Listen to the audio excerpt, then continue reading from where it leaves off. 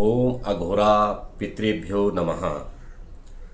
श्राद्ध पक्ष चल रहे हैं। इस पितृपक्ष में सबसे पहले मैं प्रार्थना करता हूँ आप सभी को आपके पितरों की आशीर्वाद जो है वो मिले और आपके घर में सुख शांति बनी रहे, पितर आपके प्रसन्न हो। इस प्रकार से मैं आपके लिए प्रार्थना करता हूँ। महत्वपूर्ण विषय पर मैं ये वीडियो आपके लिए बना रहा हूँ, जैसा कि विषय है कि पितरों से क्या मांगना चाहिए।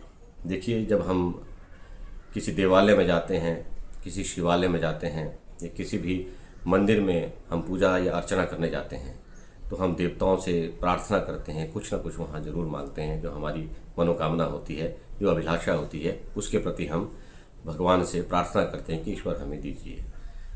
परंतु पितरों से जो चीज़ें मांगनी चाहिए शास्त्रीय दृष्टि से वो क्या हैं, इन विषय पर हम बात करेंगे।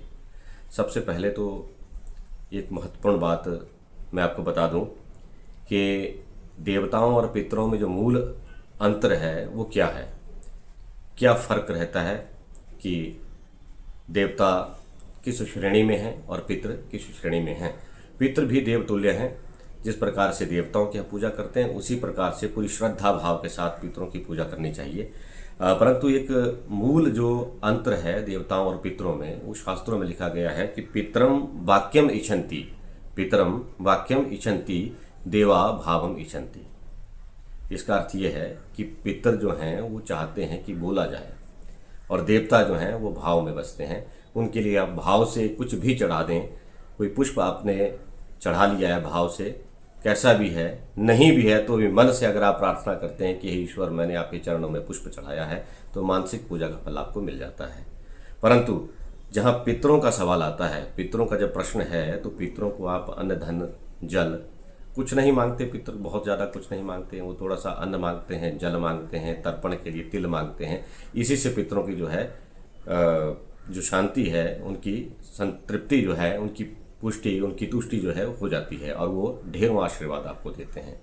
परंतु फर्क ये है कि जब आप पितरों को कोई भी चीज़ चढ़ाएं तो आप बोलिए कुछ भी। जैसे आप पुष्प चढ़ा रहे हैं, इदम सामान्यम अस्तु, ये आपके लिए फूल हैं। इदम आपः सन्तु, ये आपके लिए जल है।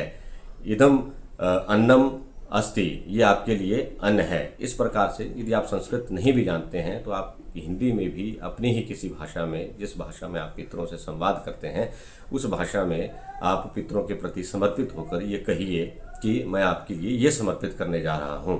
तो ये पितरम वाक्यम इच्छन्ति देवा भावम इच्छन्ति, ये बहुत आवश्यक है। और एक महत्वपूर्ण बात इस मुख्य विषय से पहले ये कर लेते हैं कि श्राद्ध जो है वो क्यों आवश्यक है। हमारे कर्मकांड में षोडश मातृका 16 माताएं हैं जिनकी हम पूजा करते हैं। उनकी पूजा करने के बाद ही सर्वप्रथम भगवान गणेश जी की पूजा करते हैं। उसके बाद पंच ओंकार की जो पूजन होता है उसमें षोडश मातृका का पूजन आता है। ये 16 माताएं कौन कौन सी हैं? गौरी, पद्मा, शची, मेधा, सावित्री, विजया, जया, देवसेना, स्वधा, स्वाहा, मात्रो, लोकमात्रा। ये 16 माताएं हैं और इनमें आपने देखा होगा कि 2 माताओं के नाम आ रहे हैं, स्वधा और स्वाहा। ये देवियां कौन सी हैं? स्वाहा यज्ञ की देवी हैं और स्वधा कौन है? ये पितरों की देवी है। स्वधा ये श्राद्ध पक्ष में जिस देवी की हम पूजा करते हैं वो स्वधा है। स्वधा के नाम पर ही श्राद्ध पक्ष में पितरों के लिए अन्न धन और जल दिया जाता है। तो इस प्रकार से आवश्यक है कि साल में, वर्ष में, यदि हम सनातन परंपरा को मानते हैं तो वर्ष में 2 बार हमारे दो बार का अर्थ ये है कि एक बार स्वाहा और एक बार स्वधा। एक बार यज्ञ अवश्य होना चाहिए। आप छोटा हवन करें, बड़ा न कर पाएँ, लेकिन साल में एक हवन आप अवश्य करें। वो स्वाहा देवी है, स्वाहा देवी के लिए। और स्वधा पितरों के लिए। पितरों के लिए आप कुछ भी अर्पण करें तो स्वधा देवी की प्रसन्नता आपको मिलेगी और पितरों का पूरा आशीर्वाद मिलेगा। ये महत्वपूर्ण बात हमने आपसे अभी की। और एक महत्वपूर्ण बिंदु जिसके बारे में हम चर्चा आज कर ही रहे हैं, जो मुख्य विषय हमारी कथा का, इस पूरे बातचीत का है, वो ये है कि पितरों से हमें क्या मांगना चाहिए। दोस्तों, ये मैं एक ग्रंथ मेरे हाथ में है। ये मैं सेल्फी कैम से बना रहा हूँ। आपको इसमें फॉन्ट शायद उल्टा दिखेगा। ये है अंत्यक्रम श्राद्ध प्रकाश। श्राद्ध पर कई प्रकार की पुस्तकें, कई प्रकार की व्याख्याएं, कई प्रकार की टीकाएं और भाष्य लिखे गए हैं। ये गीता प्रेस गोरखपुर की एक प्रामाणिक पुस्तक है, अंत्यक्रम श्राद्ध प्रकाश। इसमें एक श्लोक है जिसकी हम विवेचना करेंगे, अर्थ सहित मैं आपसे बात भी करूंगा और बताऊंगा भी कि इसका अर्थ क्या है, पितरों से क्या मांगना चाहिए। ये श्लोक आपको दूसरे अन्य ग्रंथों में भी मिलेगा, ऐसा नहीं है कि इसी ग्रंथ में मिलेगा, परंतु इसमें, इस पुस्तक में बड़ी विस्तार से बड़ी सारी चीज़ें जो हैं, अंत्यकर्म पद्धति जो है, मरणासन अवस्था के कृत्यों सहित संपूर्ण श्राद्ध प्रक्रिया का इसमें निरूपण किया गया है। इसमें से एक श्लोक जो है, अघोरः पितः पितरः सन्तु, ये प्रार्थना है भगवान रूपी इन पितरों के लिए, देवतुल्य इन पितरों के लिए। जब हम श्राद्ध कर्म में पूजा पाठ करवाते हैं तो जब हम आशीर्वाद लेते हैं उनसे, तो एक मंत्र का उच्चारण ब्राह्मण लोग करते हैं। जब आपके घर में ब्राह्मण आए हों, उस मंत्र का उच्चारण करते समय आप जरूर पूछिए कि हम क्या आशीर्वाद मांगे, किस प्रकार का आशीर्वाद पितरों से मांगा जाना चाहिए, उसका अर्थ हमें बताएं। आप पंडित जी से ये बात कर सकते हैं। मंत्र इस प्रकार है, ओम गोत्रम नो वर्धताम दातारो नो अभिवर्धनताम वेदाः सन्तिरेव च श्रद्धा च नो मा व्यगमद बहुदेयम चो च नो अस्तु अन्नम च नो बहु भवेद अतिथिंश्च लभेमहि याचितारश्च न सन्तु माच याचिष्व कंचन एतः सत्या आशीषाः सन्तु।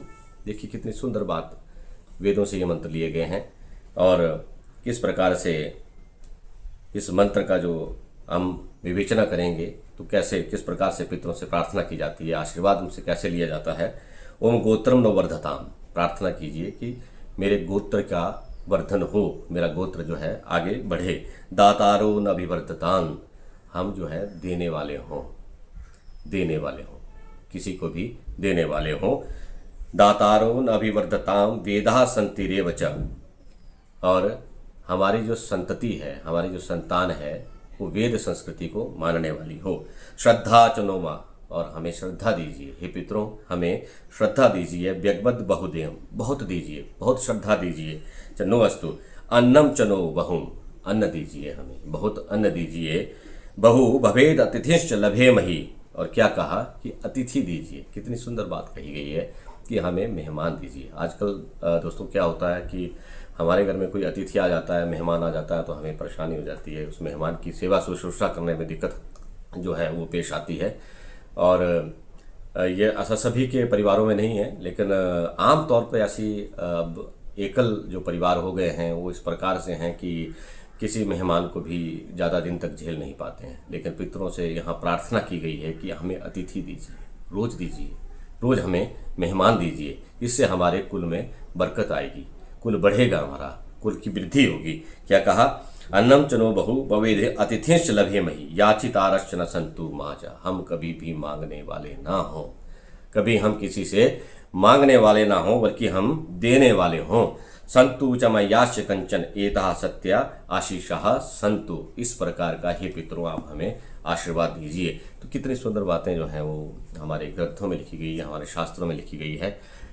मैं प्रार्थना आपसे करता हूँ कि आप इन जो मंत्रों में जो भाव लिखा गया है उस भाव को आप याद करें। और आजकल जो श्राद्ध पक्ष चल रहा है, आप विधि पूर्वक नहीं भी कर पा रहे हैं, आपको नहीं आ रहा है, तो पितरों को जल दीजिए। और पितरों को जल देने का जो विधान है वो आपका ये हाथ मैं आपको दिखा रहा हूँ, ये पितृ तीर्थ कहलाता है। अंगूठे के साथ यहाँ आप जल और तिल डालें और इस प्रकार से पितरों को जल दे दें तो पितृ प्रसन्न हो जाते हैं। पितरों को जो है वो प्रसन्नता जब मिलेगी तो पितर आपको आशीर्वाद देंगे। मेरी यही प्रभु से प्रार्थना है, पितरों से यही प्रार्थना है कि आप सबके घर में सुख शांति और समृद्धि बनी रहे। धन्यवाद, नमस्कार।